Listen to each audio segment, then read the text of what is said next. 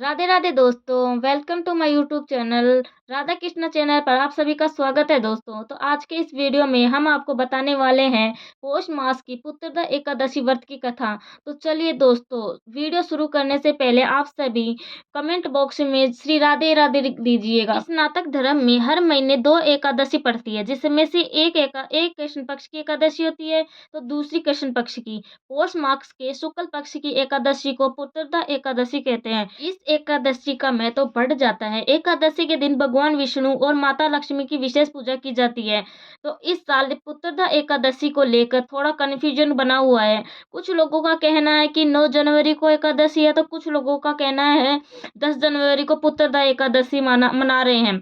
ऐसे में जरूरी है कि यह कन्फ्यूजन दूर कर ले। तो आइए जानते हैं आखिर में कब एकादशी मनाई जा रही है। हिंदू पंचांग के अनुसार पौष माह शुक्ल पक्ष की एकादशी तिथि का प्रारंभ 9 जनवरी 2025 को दोपहर 12:22 पर होगा और समापन अगले दिन 10 जनवरी 2025 को सुबह 10:19 पर होगा।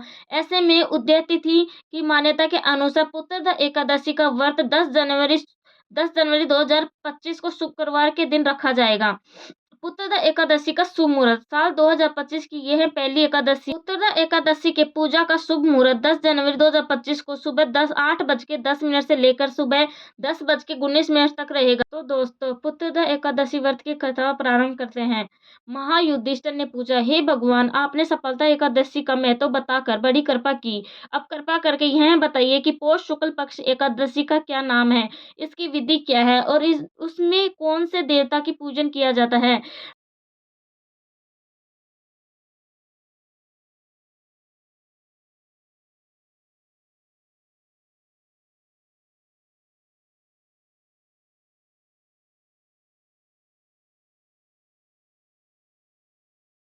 भगवान श्री कृष्ण बोले, हे राजन, इस एकादशी का नाम पुत्रदा एकादशी है। इसमें भी नारायण भगवान की पूजा की जाती है। इस चर और अचर संसार में पुत्रदा एकादशी के व्रत के समान दूसरा कोई व्रत नहीं है। इसके पुण्य से मनुष्य तपस्वी, विद्वान और लक्ष्मीवान होता है। इसकी मैं एक कथा कहता हूँ तो तुम ध्यान पूर्वक सुनो। भद्रावती नामक नगरी में सुकेतु नाम का एक राजा राज्य करता था। उसके कोई पुत्र नहीं था। उसकी स्त्री का नाम सेव्या था। वह निपुत्री होने के कारण सदैव चिंतित रहा करती थी।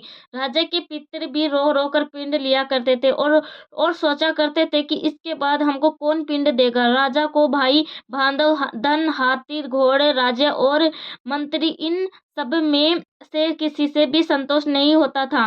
वह सदैव यही विचार करता था कि मेरे मरने के बाद मुझको कौन पिंडदान करेगा। बिना पुत्र के पितरों और देवताओं का ऋण मैं कैसे चुका सकूंगा। जिस घर में पुत्र न हो उस घर में सदैव अंधेरा ही रहता है। इसलिए पुत्र उत्पत्ति के लिए प्रयत्न करना चाहिए। जिस मनुष्य ने पुत्र का मुख देखा है वह धन्य है। जिसको इस लोक में यश और परलोक में शांति मिलती है, अर्थात उनके दोनों लोक सुधर जाते हैं। पूर्व जन्म के कर्म से ही इस जन्म में पुत्र, धन आदि प्राप्त होते हैं। राजा इसी प्रकार रात दिन चिंता में लगा रहता है। एक समय तो राजा ने अपने शरीर को त्याग देने का निश्चय किया, परंतु आत्मघात को महान पाप समझकर उसने ऐसा नहीं किया। एक दिन राजा ऐसा ही विचार करता हुआ अपने घोड़े पर चढ़कर वन को चला दिया तथा पक्षियों और वृक्षों को देखने लगा। उसने देखा कि वन में मृग, व्याघ्र, सुअर, सिंह, बंदर, सर्प आदि सब भ्रमण कर रहे हैं। हाथी अपने बच्चों और हथेनियों के बीच में घूम रहा है।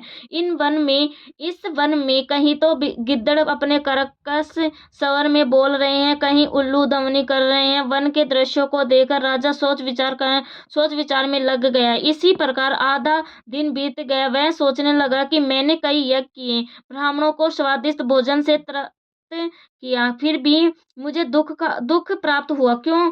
राजा प्यास के मारे अत्यंत दुखी हो गया और अब पानी की तलाश में इधर उधर फिरने लगा। थोड़ी दूर पर राजा ने एक सरोवर देखा। उस सरोवर में कमल खिले थे तथा सारस, हंस, मगरमच्छ आदि विहार कर रहे थे। उस सरोवर के चारों तरफ मुनियों के आश्रम बने हुए थे। उसी समय राजा के दाहिने अंग फड़कने लगे। राजा शुभ शकुन समझकर घोड़े से उतरकर मुनियों को दंडवत प्रणाम करके बैठकर गया। राजा को देखकर मुनियों ने कहा, हे राजन, हम तुमसे अत्यंत प्रसन्न हैं। तुम्हारी क्या इच्छा है, जो सो कहो। राजा ने पूछा, महाराज, आप कौन हैं और किस लिए यहाँ आए हैं? कृपा करके बताइए। मुनि कहने लगे कि हे राजन, आज संतान देव वाली पुत्रदा एकादशी है। हम लोग विश्व देव हैं और इस सरोवर में स्नान करने के लिए आए हैं। यह सुनकर राजा कहने लगा कि महाराज, मेरे भी कोई संतान नहीं है। यदि आप मुझ पर प्रसन्न है तो एक पुत्र का वरदान दीजिए। मुनि बोले, हे राजन, आज पुत्रदा एकादशी है। आप अवश्य ही एक इसका व्रत करके भगवान की कृपा से अवश्य ही आपके घर में पुत्र होगा। मुनि के वचनों को सुनकर राजा ने उसी दिन एकादशी का व्रत किया और द्वादशी को उसका पारण किया। इसके पश्चात मुनियों को प्रणाम करके महल में वापस आ गया। कुछ समय बीतने के बाद रानी ने गर्भ धारण किया और 9 महीने के पश्चात उनके एक पुत्र हुआ। वह राजकुमार अत्यंत शूरवीर, यशस्वी और प्रजापालक हुआ। श्री कृष्ण बोले, हे राजन, पुत्र की प्राप्ति के लिए पुत्रदा एकादशी का व्रत करना चाहिए। जो मनुष्य इस महत्व को पढ़ता या सुनता है, इसे अंत में स्वर्ग की प्राप्ति होती है।